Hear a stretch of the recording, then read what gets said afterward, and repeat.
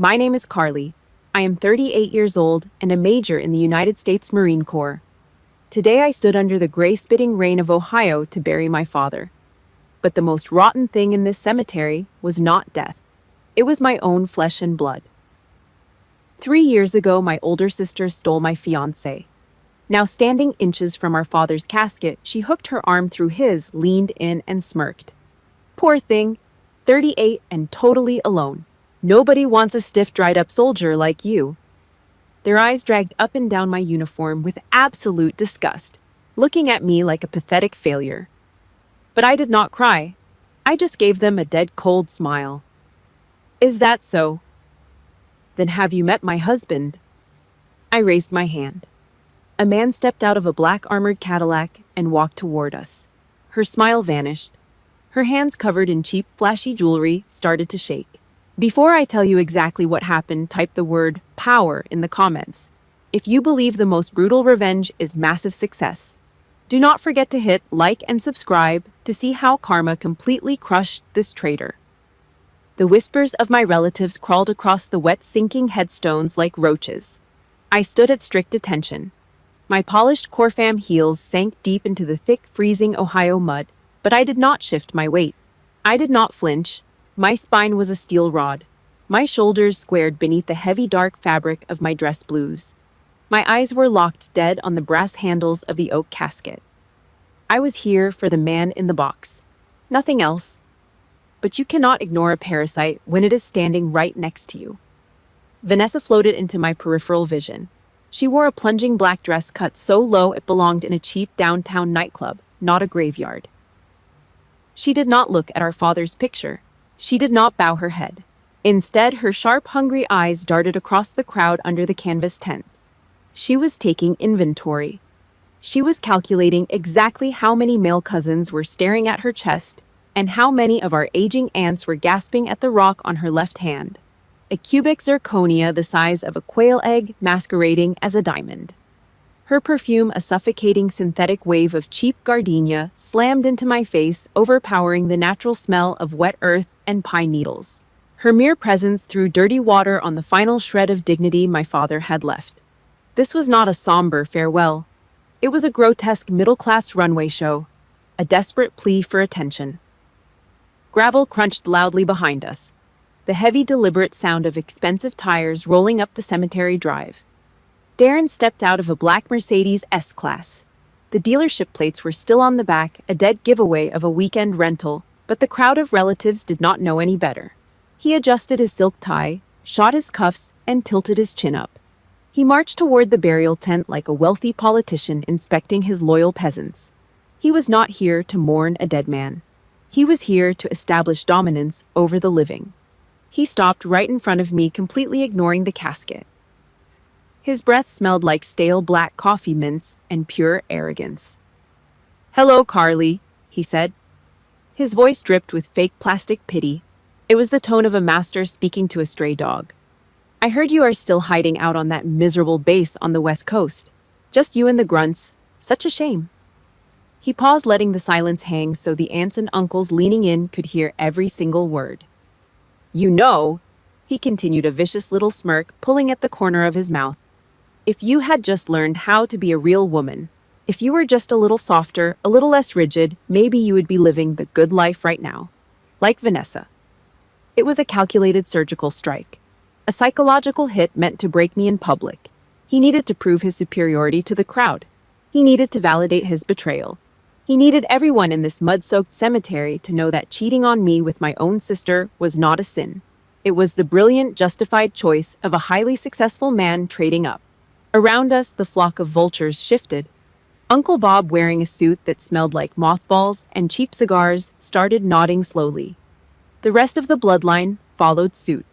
They threw looks of cheap, pathetic sympathy in my direction. "Poor Carly," Uncle Bob muttered loud enough to make sure I heard it. "All that rank, all those medals on her chest, and not a single man willing to look at her twice. What a waste." In their twisted, superficial reality, his logic was flawless. A Marine Corps uniform earned through blood-broken bones and absolute hell in foreign deserts meant absolutely nothing to them. Honor had no market value here. My service, my sacrifices held zero weight compared to the shiny silver logo glued to the hood of Darren's rented German car. They measured the worth of a human life in Carlisa's fake jewelry and maxed out credit cards. I squeezed my hands into fists. The crisp white fabric of my ceremonial gloves stretched dangerously tight over my knuckles.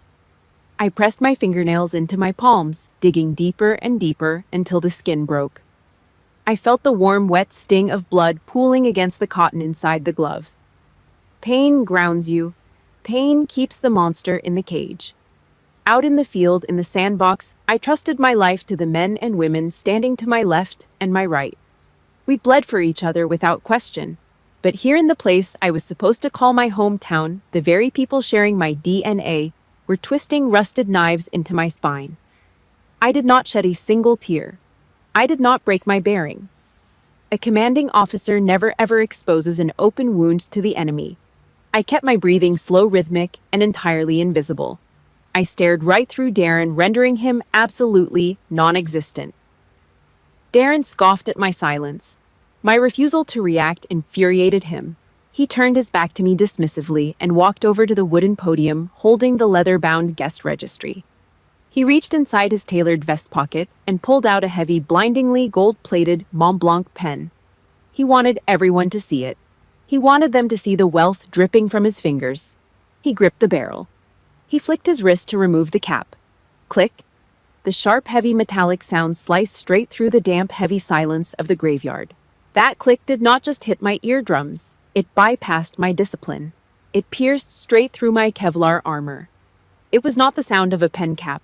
It was the exact, undeniable sound of heavy metal and diamond slamming violently against a tempered glass coffee table in a suffocating room 3 years ago. The gray-spitting rain of Ohio suddenly blurred and washed away. The freezing wind stopped biting at my neck. In a fraction of a second, the crushing humid heat of a summer night slammed hard into my chest, dragging me straight down into the darkest hell of my past. 3 years ago, I was 35. I had just rotated back stateside after a grueling 6-month deployment in the Middle East. I stood outside the heavy glass doors of Darren's downtown architecture firm. I had not even gone back to base to shower. My Marpat utility uniform was stiff with dried sweat, smelling faintly of diesel fuel, burned sand, and the stale recycled air of a military transport plane. My tactical boots felt like they weighed 10 pounds each. My body was operating on pure adrenaline and a brutal jet lag. In my left hand, I carried a plastic bag of pad thai from the spot on 4th Street, his favorite. In a world built on life-or-death decisions, calculated risks, and constant hypervigilance, I had stupidly convinced myself that Darren was my safe harbor, my civilian anchor. Innocence is the most fatal blind spot a soldier can have. The hallway was completely empty. It was past 9 on a Friday night. My rubber soles made zero noise on the commercial carpet. I was a ghost moving through a sterile, air-conditioned tunnel. 10 steps away from his office door, I stopped. My senses dialed up from half a year in a combat zone caught something completely out of place. It cut right through the smell of my own exhaustion and the spicy peanut sauce in the bag. Gardenia. A heavy, cloying, aggressively sweet perfume. It was unmistakable. It was the exact scent Vanessa bought by the gallon at the department store counter. I froze. The heavy oak door to Darren's office was cracked open about 2 inches. The lights inside were dim. And then the sound hit me. It was clear. Unmistakable. The high, breathless giggle of my own flesh and blood tangled up with a low, heavy groan. Darren's groan. I did not barge in.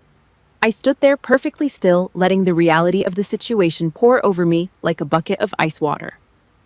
"Do not worry about her," Vanessa cooed. Her voice was muffled, thick with cheap lust. "Carly is as dry as a piece of sandpaper. She does not know a single thing about passion. She just plays dress-up in men's clothes to hide how pathetic she really is. A real man needs a woman, Darren. Not a soldier." My hand went completely numb. There was no sudden rush of tears, no dramatic gasp for air, no screaming. My brain simply bypassed human emotion and went straight into a cold, clinical survival mode. The kind you need when the convoy hits an IED. My fingers went slack. Thud. The plastic bag slipped from my grip. It hit the floor hard. The styrofoam container busted open inside, spilling hot noodles and dark brown sauce all over the beige carpet.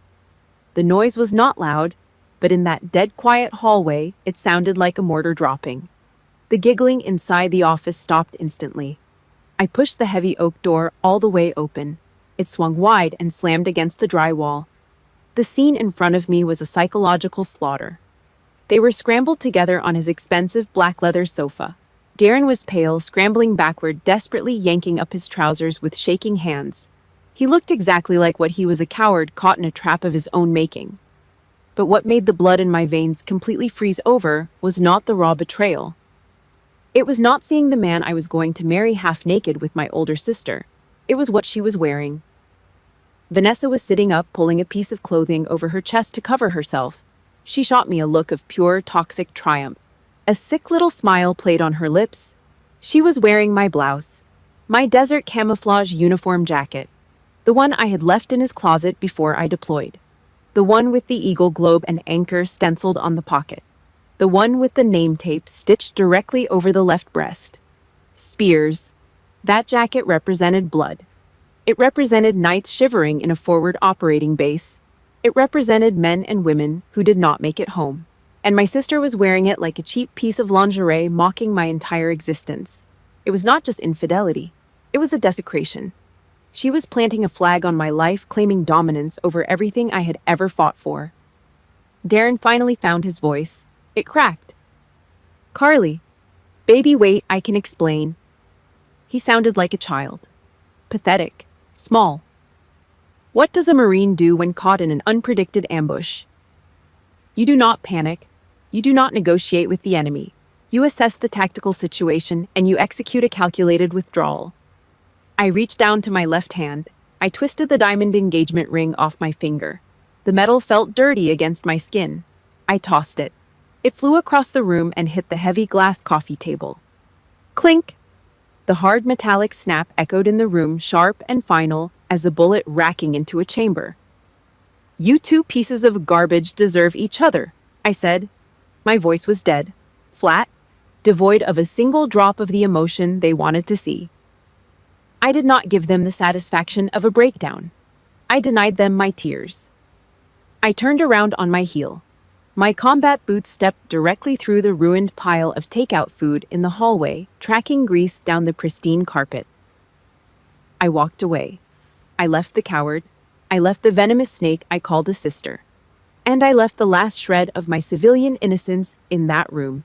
If you have ever been betrayed by someone you trusted with your life, I need you to know you are not alone.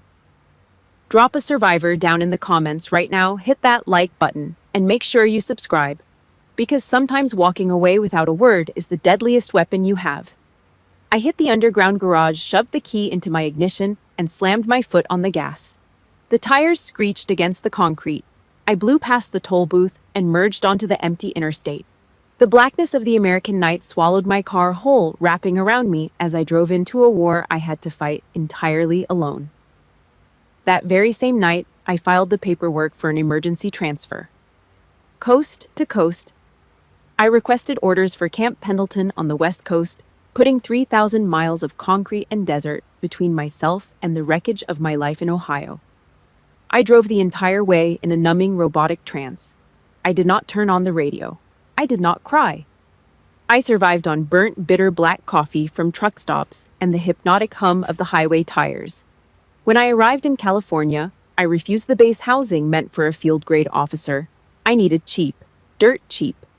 I rented a rundown ground floor apartment in a shady complex right next to the industrial zone in Oceanside. The drywall was paper thin. The carpet was stained. The entire place reeked of the previous tenant's stale cigarette smoke and bleach. I did not care about comfort. I only cared about cash. My father's pancreatic cancer had taken a massive turn for the worse. The American healthcare system does not care about grief. It only cares about billing codes, co-pays, deductibles, out-of-network specialist fees. The numbers were terrifying. I knew for a fact that Vanessa and Darren were not going to pull a single dime out of their pockets to keep our father breathing. So I did what a soldier does. I carried the weight. On the first of every single month, I took 80% of my major's salary. I took every single cent of my hazard pay saved up from getting shot at in the sandbox. I wired it all directly into a joint family account designated for my father's medical bills. I bled my own bank account dry to buy him time. For 6 grueling months, my daily rations consisted of 25-cent packets of chicken-flavored ramen noodles bought in bulk from the discount store down the street. I could not afford a dining table. I did not even own a chair. Every night, I sat cross-legged on the freezing, cracked linoleum floor of my kitchen. I stared at the peeling paint on the cabinets while slurping down salty, processed broth. On base, I operated like a soulless machine. I engineered massive Pacific supply chain logistics with brutal, flawless precision. I barked orders. I demanded perfection from my Marines. But the second I unlocked the deadbolt to that crappy apartment, the engine died. I collapsed. The silence of that empty room was deafening, and in that silence, Vanessa's venomous words from that night in the office started to eat through my armor like battery acid. Carly is as dry as a piece of sandpaper. She just plays dress-up in men's clothes to hide how pathetic she really is. Gaslighting is a slow, quiet poison. It does not hit you all at once. It drips into your brain when you are exhausted. Was she right? Was I just a rigid, unlovable piece of military hardware? I could withstand the concussive shockwave of a mortar round, but the vicious, selfish cruelty of my own family was snapping my spine in half. I was drowning inside my own fortress. I was starving myself to keep them afloat, and they treated me like collateral damage. Then came the night that nearly broke me for good. I was sitting on the floor picking at a styrofoam cup of noodles. The apartment was pitch black, save for the harsh, cold blue light glowing from my phone screen. I opened Instagram. A post from Vanessa popped up at the top of my feed.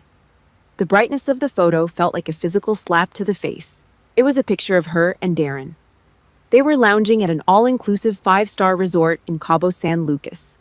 The water behind them was a brilliant crystal-clear turquoise. Vanessa was holding a tropical cocktail in a hollowed-out pineapple. Her left hand was strategically angled toward the camera lens to show off a massive, blindingly bright new diamond ring. The caption read, "Finally found my soulmate. Living my best life. #blessed, #paradise." My stomach violently cramped. The cheap noodles suddenly tasted like ash in my mouth. I looked down at the 25-cent cup of soup in my lap. I looked around at the dark, freezing walls of my empty apartment. I was the one living by a code of honor. I was the one sacrificing my livelihood, my youth, and my sanity to keep our father alive. And the blood traitor who stabbed me in the back was sipping imported rum in a Mexican paradise. Where did they get the money for a luxury vacation while our father was dying in a hospital bed? Darren's architecture firm was struggling. Vanessa barely worked a part-time retail job. The answer hit me like a sledgehammer to the ribs. The joint medical account. The money I'd been wiring home every month. They were not just ignoring the bills, they were skimming it. They were using my hazard pay to fund their fake, flashy lifestyle. The injustice was so heavy it crushed the air out of my lungs. I threw the cup of noodles across the room. It bounced off the wall, splattering greasy broth everywhere. I slid down the drywall until I hit the floor, pulling my knees to my chest. Vanessa was right. I was a pathetic failure. I was not a daughter or a sister. I was just an ATM. A disposable tool for them to bleed dry. I did not sleep that night. The next morning, I walked out to the base parking lot. The Pacific fog was thick, and a heavy freezing rain was coming down in sheets. My eyes were bloodshot. My head was completely empty. I had my end of active service paperwork folded in my pocket. I was done. I was going to turn in my rifle, resign my commission, and let the darkness win. I reached out, grabbing the cold metal handle of my car door. Slam. A massive calloused hand slammed down flat on the hood of my car, vibrating the metal. I flinched, stepping back. Standing there in the pouring rain, ignoring the water soaking through her utility uniform, was Master Gunnery Sergeant Ruth. An E9, a legend on base. She stepped into my space, leaning in close until her face was inches from my windshield. She stared right through me with eyes as sharp and unforgiving as a straight razor. Slam! The noise rattled my teeth. Standing in the freezing Pacific rain, ignoring the water soaking right through her uniform, was Master Gunnery Sergeant Ruth. She was in her early 50s, hard as coffin nails. A thick, jagged scar ran up the left side of her neck, a brutal souvenir from the Gulf War. She did not wait for me to roll down the window. She grabbed the handle and yanked my car door wide open. "You are wearing the face of a casualty, Major," Ruth growled. The rain was dripping off her chin, but her eyes were dead locked on mine. "I do not take orders from an officer who lets her own past defeat her. Get out." I blinked, my brain foggy and slow. "Master Gunny, I said get out of the damn car, Spears." She reached in, grabbed the shoulder of my jacket, and hauled me out into the downpour. She did not ask if I was okay. She did not offer me a shoulder to cry on. She shoved me into the passenger seat of her mud-caked Ford F-150 and threw it in gear. She drove us straight off base to a dark, windowless dive bar, favored by the older vets. The place smelled like bleach, stale draft beer, and 30 years of bad decisions. Ruth dragged a stool out for me. She threw a $20 bill on the sticky wooden bar top. "2 wells, neat," she told the bartender. He slid 2 thick glasses of cheap brown whiskey across the wood. Ruth pushed one into my hand. "Drink," she ordered. I swallowed it whole. The cheap alcohol burned like battery acid going down my throat, tearing the fog right out of my head. Ruth tapped a thick, calloused finger against her empty glass. "I know about the transfer. I know about the paperwork in your pocket. I know you are starving yourself to pay bills for people who would not spit on you if you were on fire." I looked down at the scratched wood. "You do not understand. They are my family. If I do not do it, who will?" Ruth let out a short, harsh laugh. "Family. Your family has actively chosen to act like the enemy. So why in the hell are you treating them like allies?" The question hit me directly in the chest. A sniper round through the ribs. Ruth leaned in close. I could smell the sharp tang of the whiskey on her breath. "Being soft is not the only way to be a woman, Carly," she said, her voice dropping lower, cutting straight through the noise of the jukebox in the corner. "And your discipline. It is not dryness. It is not pathetic. Loyalty, the ability to carry heavy weight, the strength to protect the people around you. That is dignity. You are armor-piercing ammunition, Major. Do not ever let a bunch of hollow civilian cowards tell you your worth." She stood up, tossed another $5 on the bar for the tip, and walked out. She left me sitting there in the dark. But she did not leave me empty. She had just handed me back the keys to my own brain. That night, the wall of victimhood inside me collapsed. The next morning at 04:30, I laced up my running shoes. I hit the Pacific Coast Highway. I ran until the muscles in my calves burned like fire. I ran until my lungs screamed for oxygen. I ran until the blisters on the back of my heels burst and bled through my socks. Physical pain washes away the mental ghosts. With every heavy step on the asphalt, I burned Vanessa out of my system. I burned Darren out. I was a United States Marine. My oath was to never surrender. Why was I surrendering my mind to domestic enemies? I stopped on a cliff overlooking the ocean. The sun was coming up sharp and blinding. The beast was finally awake. Later that week, I drove to a high-end department store. I walked straight past the cosmetic counters selling the shiny, pale pink lip glosses that Vanessa always worshipped. The kind of makeup meant to look cute and fragile. I stopped at a counter and picked out a heavy matte lipstick. The color was a deep, dark burgundy. It was the exact color of dried blood on a field bandage. I bought it. I stood in front of the mirror in the store restroom and dragged it across my lips. This was not makeup. This was not meant to attract a man or look pretty for a camera. This was war paint. It was the color of survival. I looked myself dead in the eyes in the glass. The crying was over. My silence was no longer going to be submission. My silence was now the deep breath before pulling the trigger. I withdrew the transfer request. I threw the end of active service paperwork into a shredder. I went back to work with a cold, terrifying efficiency. Without the psychological dead weight holding me down, my performance skyrocketed. I stopped hiding in the background. I took charge. I engineered logistics networks so tight they caught the attention of the brass back east. 6 months later, I stepped out of an elevator in Arlington, Virginia. The Pentagon. My polished uniform shoes clicked a deadly steady rhythm against the pristine marble floors of the E-ring. I was no longer a victim hiding in a cheap apartment. I was the lead logistics negotiator for a massive Pacific defense contract. I adjusted the stack of classified folders under my arm. I reached out and pushed open the heavy double doors of the briefing room. And in that room, smelling of black coffee and raw quiet power, I found the ultimate defense system I never knew I was looking for. I pushed open the heavy wooden doors of the briefing room in the Pentagon. Sitting at the far end of the long mahogany table was Marcus Hamilton, CEO of Apex Defense, the largest logistics contractor on the East Coast. Darren had always needed giant designer logos plastered across his chest to hide how empty he was inside. Marcus was the exact opposite. He was the absolute definition of quiet luxury. He wore a custom-tailored charcoal suit that absorbed the fluorescent light rather than reflecting it. There was no flashy gold watch, no arrogance in his posture, just a deep, terrifyingly calm authority. I stood at the podium and delivered my presentation on the tactical vulnerabilities of the Pacific supply lines. I spoke for 45 minutes straight. Not once did Marcus touch his phone. Not once did his eyes drift down to my chest or my legs the way the civilian contractors usually did. He sat perfectly still, taking deliberate notes with an old silver fountain pen. When I finished, the room was dead silent. Marcus screwed the cap back onto his pen. He looked me dead in the eyes. Major Spears. His voice was a low, resonant baritone that carried easily across the large room. That is the most ruthless, bulletproof structural analysis I have heard in 10 years. You just saved my corporation $4 million. He did not flirt with me to stroke his own ego. He did not talk down to me. He honored my brain. He honored the soldier standing in front of him. Weeks later, he did not take me to some loud five-star restaurant with crystal chandeliers to show me off like a shiny new hood ornament.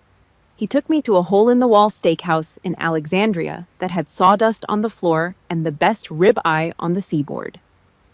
When we walked out into the cold night air, he did not hit a key fob from 50 feet away to make a sports car beep. He walked me over to a heavy black Volvo SUV. He opened the heavy passenger door for me himself. I raised an eyebrow at the car. Not exactly a CEO's typical ride. Marcus smiled, shutting my door with a heavy vault-like thud. He got into the driver's seat and started the engine. "It is the safest heavy-duty vehicle on the market," he said, pulling out into traffic. "I do not need to drive fast to impress people I do not care about. I just need to be absolutely sure that the people inside this car get home in one piece." That was the exact moment I knew. Darren was a cheap, leaking pop-up tent trying to look like a mansion. Marcus was a concrete bunker. He noticed the jagged, faded scar under my jawline one evening while we were sitting on his porch. Darren used to call it a flaw. Darren used to suggest I wear more makeup to hide it so I could look a little more feminine. Marcus reached out. He traced the rough, raised tissue with his thumb. "A mark of courage," he said quietly, his eyes never leaving mine. "Do not ever cover it up." 2 years later, there was a fire crackling in the massive stone fireplace of our living room. Marcus got down on one knee on the hardwood floor. He did not pull out a gaudy, flawless diamond bought on a maxed-out credit card to impress the neighbors. He opened a small velvet box. Inside rested a deep ocean blue cashmere sapphire set in heavy platinum. It did not blind you with fake light. It pulled you in. It was permanent. Inside the platinum band, he had ordered the jeweler to engrave 2 words: Semper Fidelis, always faithful, the motto of the Marine Corps. "Carly," he said, his voice as steady as bedrock. "I love the woman standing in front of me, and I worship the soldier inside you. I want to be the rear guard holding the line so you can always face forward." Darren had made 100 empty promises and shredded every single one of them with his cowardice. Marcus permanently carved his loyalty into solid metal before he even asked the question. I nodded. I did not need to say a word. I had finally found the fire team for the rest of my life. A landing zone with 0 chance of betrayal. My defensive perimeter was fully established. I was safe, but life is vicious. It knows exactly when to drag you right back into the mud. It waits for the 1 second you drop your guard, and then it strikes. The warm, crackling light of the fireplace suddenly vanished. The heat of the room was sucked out into a vacuum, replaced by the freezing, damp chill of the Ohio sky. Clink, clink, clink. The sharp, annoying sound of a metal spoon hitting the side of a cheap wine glass ripped through my eardrums. It tore me out of my memories, violently throwing me back into the present. The smoke cleared from my eyes. I was no longer in my safe house. I was standing in the cramped, suffocating living room of my childhood home. It was 2 hours after we had lowered my father into the frozen ground. The room was packed with the exact same relatives who had just mocked me at the cemetery. And standing right in the center of the room, holding up a glass of red wine with a triumphant, arrogant smirk plastered across his face, was Darren. Clink, clink, clink. The burial was over. We were back at my parents' old colonial-style house in the suburbs for the repast. The traditional post-funeral gathering where everyone eats dry ham sandwiches and pretends to be sad. Vanessa had already transformed the living room into her own personal stage. She was pacing around with a heavy pour of cheap Merlot giving orders. "Carly, go get more ice from the garage," she snapped, not even looking at me. "And honestly, take off that costume. The whole military getup is making the guests uncomfortable. It is a funeral, not a Halloween party." I slowly ground my back molars together. Costume. The dress blues I wore to salute the caskets of fallen brothers and sisters in arms reduced to a cheap joke by a woman who maxed out 3 credit cards just to buy her dress. In the center of the room, Darren tapped his Mont Blanc pen against his wine glass. The loud, annoying sound commanded the attention of the flock. "If I could have everyone's attention for a moment," Darren announced. He adjusted his suit jacket, puffing out his chest. He put on his best, deeply solemn politician face. "I just want everyone to know that Vanessa and I spared absolutely no expense for her father's care. We made sure he had the absolute best doctors, the best private room at the hospice center. We covered everything. Family is everything to us, and we were happy to foot the bill." A wave of pure, ice-cold fury shot straight up my spine.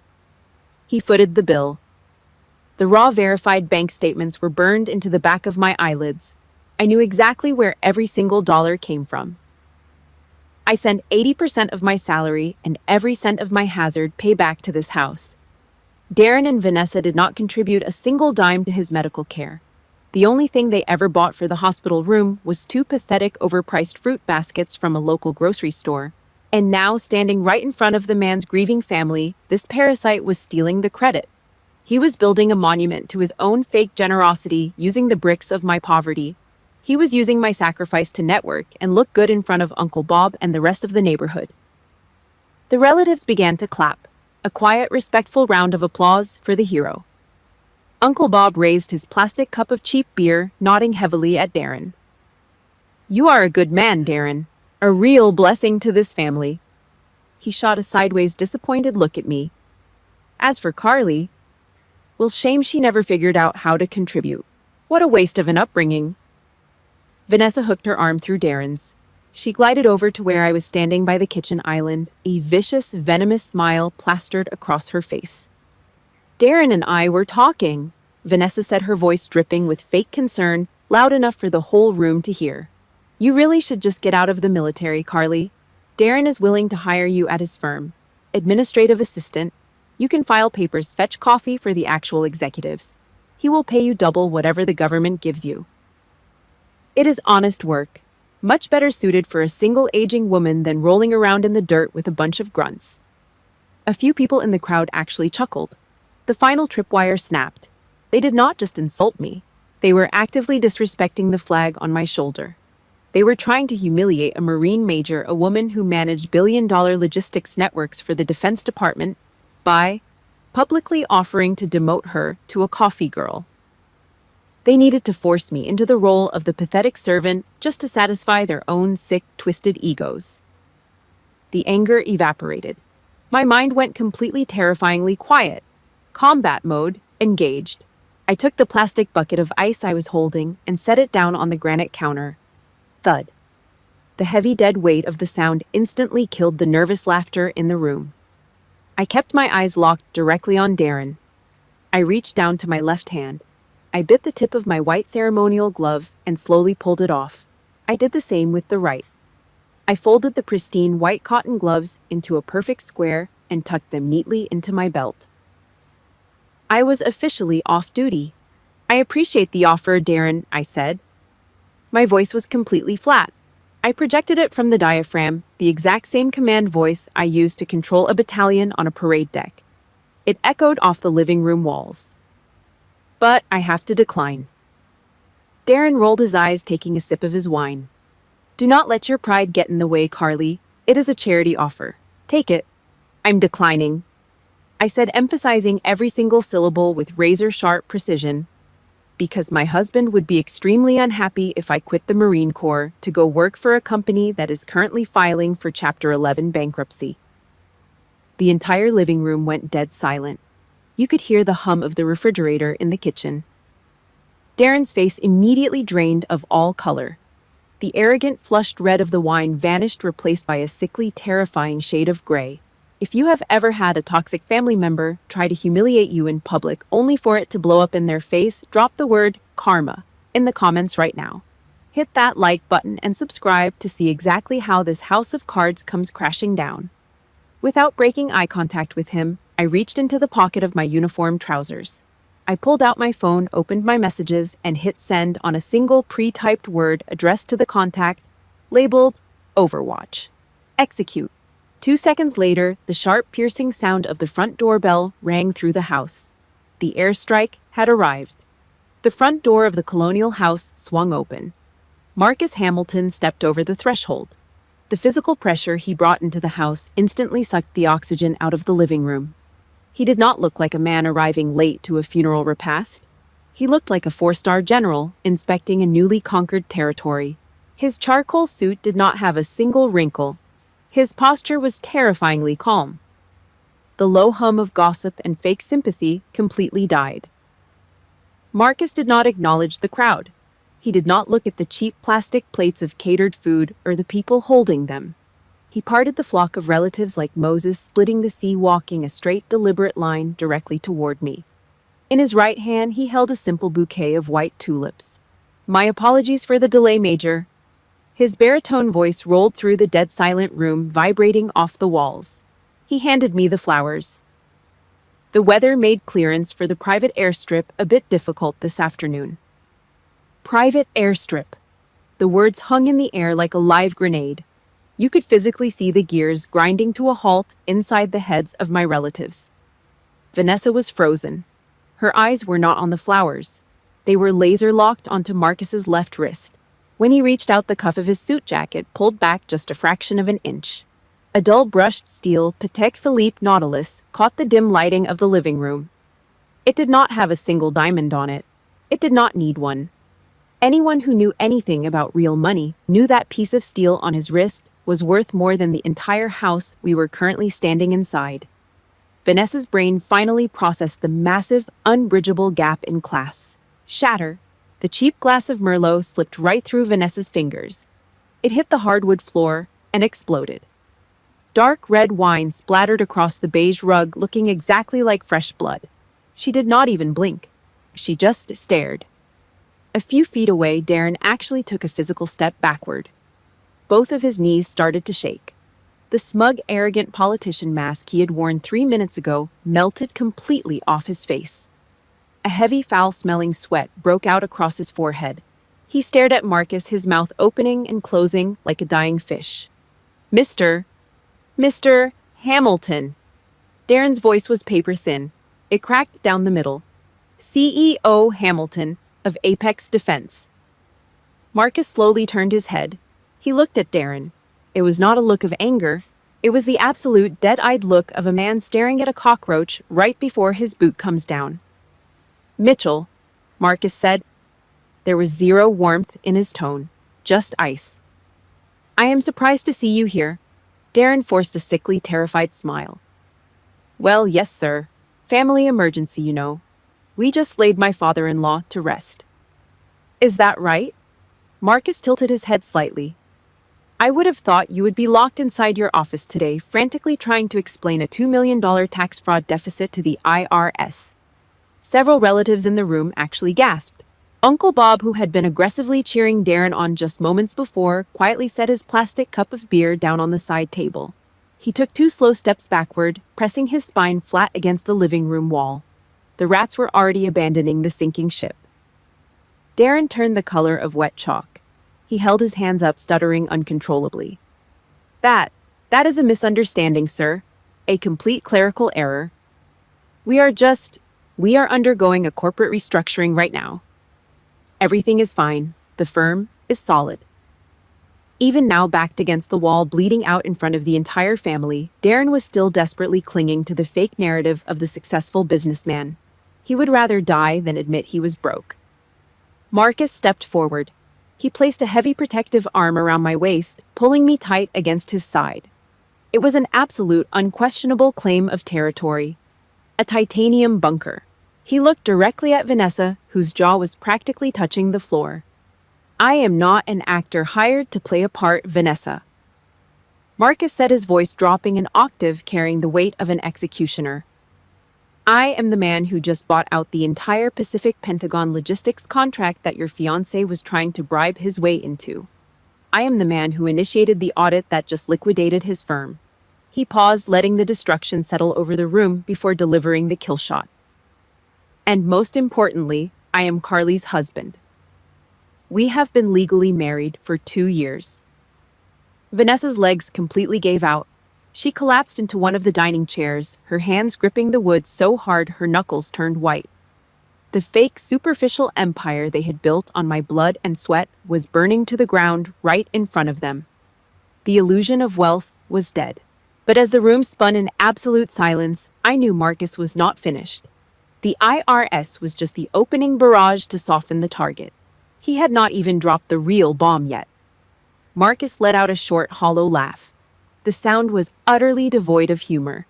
It was the heavy, calculated sound a predator makes right before it snaps the neck of its prey. Restructuring, Marcus repeated, tasting the word like it was dirt on his tongue. You took out a second mortgage on your dying father-in-law's house with a subprime predatory interest rate. You drained the final drops of equity out of this property just so you could rent a luxury German car and buy fake jewelry to impress a room full of people who do not even matter. That is not restructuring, Mitchell. You are not just bankrupt. By tomorrow morning, you are going to be completely homeless. The information hit me like a physical blow to the chest. A shotgun blast right to the ribs. A second mortgage. My brain short-circuited. I looked around the room. I looked at the faded floral wallpaper my mother had picked out 30 years ago. I looked at the scuffed oak floorboards where my father used to pace when he was worried. While I was sitting on a freezing linoleum floor in California, surviving on 25-cent noodles and wiring every cent of my hazard pay to keep the lights on, they had secretly leveraged the deed to this house. They had cannibalized my parents' lifetime of hard blue-collar work just to finance a fake plastic lifestyle. The absolute sheer evil of it was paralyzing. They did not just steal from me, they stole the physical foundation of our family history. Vanessa let out a horrific, guttural shriek. It did not sound human. It sounded like an animal caught in the steel teeth of a bear trap. She lunged at Darren, her manicured hands grabbing fistfuls of the lapels on his expensive tailored vest. You lied to me! She screamed, spit flying from her lips. She shook him violently, her heels slipping on the rug. You told me the firm was landing massive contracts. You told me we were rich. You told me we were buying a house in the hills. Darren did not fight back. He did not grab her wrists or tell her to calm down. He just stood there, his arms hanging dead at his sides like useless appendages. The sweat was pouring down his face, now soaking into the stiff white collar of his dress shirt. His eyes were completely hollow. He was a dead man walking. Vanessa whipped her head around toward Marcus. Her perfectly contoured makeup was ruined, streaked with thick black mascara running down her cheeks. Her eyes were wide with pure, unadulterated panic. How do you know this? She demanded, her voice shrill and breaking. How could you possibly know about the house? It was supposed to be a private loan. Marcus took one slow step forward, pressing his physical advantage. He looked down at her with absolute suffocating disgust. Because I own the intelligence firm that ran the deep dive background check on him before I liquidated his assets. Marcus said, his voice dropping into a deadly quiet register. I know every single move my enemies make before they even think to make it. In fact, I should probably thank you, Vanessa. Thank you for stealing this useless piece of garbage from my wife 3 years ago. You took the trash out for me. Vanessa completely lost her mind. The fragile reality she had built for herself shattered into a million jagged pieces. She looked frantically down at her left hand, then over at the deep ocean blue cashmere sapphire resting quietly on my finger. She started clawing at her own ring finger, desperately twisting the massive blinding stone until it scraped her skin raw. She finally ripped it off, holding it up like a weapon. We will just sell the ring, she shrieked at Darren, her voice echoing painfully off the ceiling. You told me it was a $50,000 investment. We will take it to a jeweler right now, we will sell it, and pay the mortgage. Marcus actually smiled. A slow, cruel, pitying smile. That is a synthetic moissanite stone, Vanessa. Marcus said softly, driving the final nail into the coffin. He bought it on Amazon for $300. Do not try to compare it to my wife's ring. You lost this war a long time ago. A manic, high-pitched wail ripped out of Vanessa's throat. She reared back and threw the fake ring straight at Darren's face with everything she had. It bounced hard off his forehead. Smack! The cheap metal hit the hardwood floor and rolled pathetically under the dusty living room sofa. I hate you, Vanessa screamed, launching herself at him again. Her acrylic nails dug into his face, scratching deep red lines down his cheek. You liar! You ruined my life. You took everything from me. Darren just stood there, taking the physical abuse. He did not even raise his hands to defend himself. The psychological execution was complete. He had nothing left to say. Marcus turned away from the pathetic scene. He swept his cold, dead eyes across the crowd of relatives. They were pressed flat against the walls, completely silent, clutching their paper plates and cheap plastic cups like frightened children caught in a crossfire. The hypocrisy in the room was thick enough to choke on. The repast is over, Marcus ordered. It was not a polite request. It was a military command. My wife needs space to mourn her father in peace. All of you. Get out of this house, right now. It took less than 2 minutes. The room emptied out like someone had just yelled, fire. The flock of vultures practically trampled each other trying to get out the front door. Vultures always scatter when they smell the rotting stench of financial ruin. Uncle Bob ducked his head, clutching his mothball-scented jacket tight against his chest, and scurried out the door without looking at me once. A few minutes ago, he was praising Darren as a hero. Now he was running away like a rat leaving a sinking ship. The house was suddenly hollow. The heavy oak front door slammed shut, sealing us inside. The only sounds left were the heavy, ragged breathing of Darren and the pathetic, gasping sobs of my sister huddled on the floor, clutching her empty left hand. Then, cutting through the silence of the wrecked living room, a cell phone started vibrating aggressively against the glass top of the coffee table. Darren's phone. The screen lit up brightly in the dim room. The caller ID was a 1-800 toll-free number. Marcus slowly walked over to the coffee table. He looked down at the glowing screen, then looked back at Darren, who was paralyzed with fear. Without asking for permission, Marcus reached out with one finger and tapped the green button, putting the call on speakerphone. Marcus pressed the green button on the vibrating phone. He hit the speaker icon. The voice that filled the dead-silent living room was female. It was completely flat, robotic, and devoid of any human empathy. It was the standard automated pre-recorded message of a corporate banking entity preparing to execute a legal slaughter. This is an urgent message for Mr. Darren Mitchell regarding the property located at this address. The automated voice announced loud and crisp. This is your final notice of default. Because your secondary mortgage account is now severely delinquent, exceeding 90 days past due, with an outstanding balance of $14,700, the bank is proceeding with immediate foreclosure. The machine paused for half a second.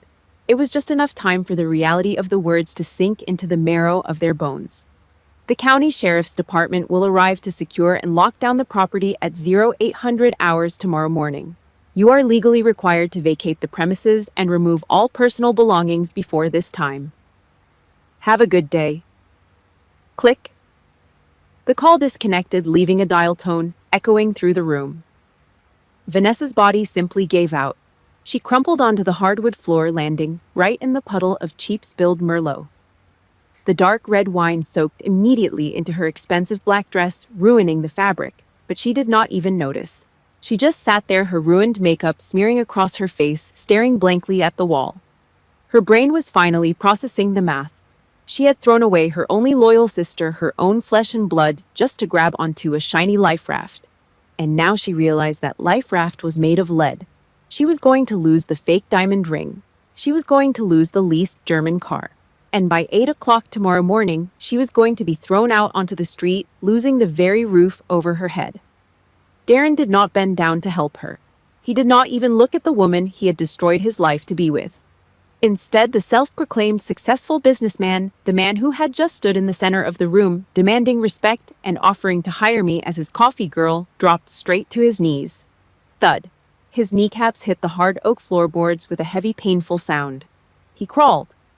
He actually dragged himself across the floor on his hands and knees, scrambling over the rug until he was right at my feet. The smell of his stale sweat and sour wine hit my nose. He reached out with shaking, desperate hands and grabbed onto the dark fabric of my uniform trousers. "Carly. Carly, please." He begged, his voice cracking thick with pathetic, ugly tears. He was openly weeping like a terrified child. "I know I messed up. I know I did you wrong. But please, remember how things used to be. Remember when we loved each other. Remember your parents. Your dad always liked me. He would not want to see me out on the street." A wave of pure concentrated disgust rose up in the back of my throat. It tasted like battery acid. 15 minutes ago, he was standing in front of my father's casket, stealing the credit for the hospital bills I had starved myself to pay. 15 minutes ago, he was trying to publicly humiliate me in front of my entire family, calling me a dried-up, pathetic failure. And now, backed into a corner with a financial gun to his head, he was trying to weaponize the memory of my dead father just to save his own skin. He looked up at me, tears streaming down his face. "Please, Carly. Talk to Marcus. Just ask him to give me a small subcontract. Just enough to save the house. I will do anything. I will scrub the floors at his headquarters. I do not want to be homeless. Please save me." I looked down at the pathetic, groveling mess of a man bleeding on my boots. I did not feel a single ounce of pity. I did not feel an ounce of the anger I thought I would. All I felt was the cold, sterile detachment of a surgeon looking at a malignant tumor that needed to be cut out and discarded. I took a sharp, deliberate step backward. I yanked my leg back so hard the fabric of my trousers ripped out of his dirty, sweaty hands. I dusted off the spot where he had touched the uniform. "Do not ever put my parents' names in your mouth again." I growled, my voice dropping into a deadly quiet register. I locked my eyes onto his, piercing straight through his desperate, pathetic hope. "You used my blood money to fund your fake plastic life. You stabbed me in the back while I was overseas. You made your choices, Darren. You stood in this room 20 minutes ago, claiming to be a wildly successful man." I paused, letting the silence crush him. "So act like one. You stepped on a landmine of your own making. Now you can clean up the mess yourself." I felt Marcus's warm, heavy hand press firmly against the center of my back. It was a grounding anchor. "Let's go, Carly," Marcus said softly, his voice calm and steady. "The air in here is getting a little too toxic to breathe." I nodded once. I turned my back on the wreckage of my childhood home and walked straight toward the front door. I stepped out onto the front porch. The freezing Ohio wind immediately whipped across my face, biting at my cheeks, but I did not shiver. I felt absolutely nothing but the clean, sharp oxygen filling my lungs. In the military, they drill it into your head during combat training. You never stop to look back at a dying enemy. You keep moving forward. The pathetic, rigid, unlovable soldier that Vanessa had created in her head died permanently inside that living room. The woman walking down the driveway was entirely in control of her own fate. Behind me, from inside the house, the sounds of utter destruction began. Vanessa's hysterical, manic screaming started up again instantly, met by Darren's desperate, furious shouting. They were tearing each other to pieces like starving wild dogs, fighting over a scrap of rotten meat. I walked over to the heavy black armored Volvo SUV. I pulled open the passenger door, climbed inside, and slammed it shut. Slam!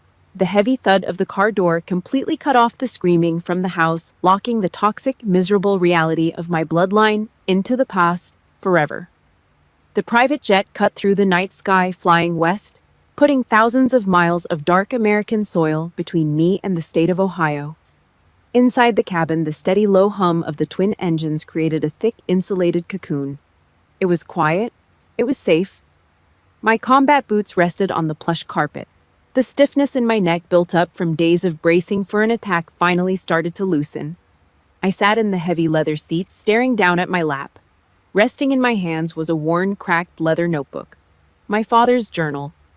It was the only physical object I had taken from that house before Marcus and I walked out the front door and left them to burn. I opened the heavy cover. The smell of old paper dust and peppermint instantly filled my nose. I turned slowly to the very last page. The blue ballpoint ink was jagged and faint. His hand had been shaking violently from the pancreatic cancer when he wrote it, pressing so hard the pen had almost torn the paper, but the words were perfectly clear. "I know Carly is carrying the heavy weight all by herself," the entry began.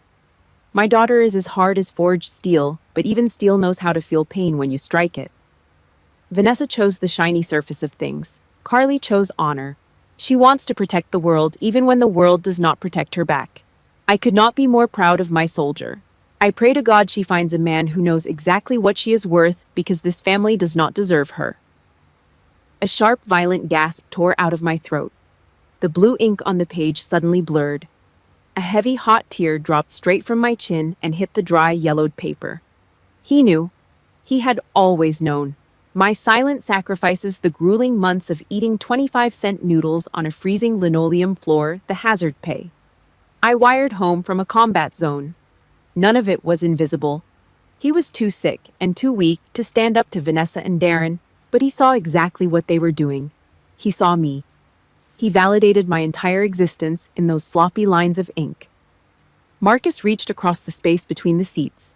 He unbuckled his seatbelt and pulled me hard against his chest. He did not say a single word. He did not offer hollow, empty civilian platitudes. He just wrapped his heavy, warm arms around my shoulders and let me break. For the first time in 38 years, I allowed myself to be completely weak. I buried my face into his charcoal suit jacket and I wept. I cried out the exhaustion. I cried out the brutal betrayal. I cried out the heavy, suffocating burden of being the family workhorse. I cried until my lungs burned and my eyes were swollen shut. And with every tear that soaked into his suit, the ghosts of my past were permanently washed away. 3 days later, I was back on the West Coast sitting at my metal desk inside my logistics office at Camp Pendleton. The harsh white fluorescent lights hummed overhead. Outside my window, a platoon of Marines was calling cadence in the distance. My cell phone buzzed flat against the metal desk. The screen lit up. It was a massive wall of text from a number I had not saved, but I knew exactly who it was. "Carly, please, you have to save me." Darren took the rental car and ran away in the middle of the night. The county sheriff showed up at 8 this morning and locked the doors. The bank took the house. I am sitting on the curb with 2 suitcases. I have absolutely nothing left. "You are rich now. Just wire me $10,000 so I can get an apartment. Please, we are sisters. Family has to help family." I read the words twice. Family has to help family. This was the desperate, pathetic plea from the exact same woman who wore my military uniform to mock me while she slept with my fiancé. The woman who tried to demote me to a coffee girl in front of a room full of relatives. I did not feel a single drop of pity. I did not feel a spike of anger. I felt nothing but absolute freezing apathy. I did not type out a long, angry paragraph explaining why she deserved this fate. I did not curse at her or preach about karma. A commanding officer does not negotiate with domestic terrorists. I raised my right hand. I tapped the small information icon in the top right corner of the screen. I scrolled down to the very bottom of the menu. The letters were glowing in bright red. Block caller. I pressed my finger against the glass. The screen went black. Communication was permanently severed. The toxic tumor was finally cut out of my life, thrown into the medical waste bin where it belonged. The next morning, I stood in front of the full-length mirror in my master bedroom. I was buttoning up my Service Alpha uniform, preparing for a high-level briefing at the Pentagon. I smoothed my hands down the crisp olive drab fabric, ensuring there was not a single wrinkle. I brushed my fingertips over the colorful ribbons pinned directly over my heart, representing every campaign, every sacrifice, and every single time I survived an ambush. I reached up and traced the jagged scar under my jawline. Darren used to call it an ugly flaw. Marcus called it a mark of courage. I called it a certified proof of survival. I picked up the heavy metal tube of lipstick from the vanity counter. I pulled the cap off. The color was a deep, dark burgundy, the exact shade of dried blood on a battlefield. I dragged the heavy color across my lips. It was not meant to look pretty. It was not meant to seek approval from anyone in the civilian world. It was the war paint of a woman who had walked straight through the fires of hell and returned carrying the torch. I squared my shoulders. I locked eyes with my own reflection in the glass. The domestic war was over. I had won. Do not ever let people who lack a moral compass look at your life and try to determine your price tag. If you loved this story of brutal karma, please drop a like, leave a comment, and subscribe to the channel. Thank you so much for listening, and I will see you next time.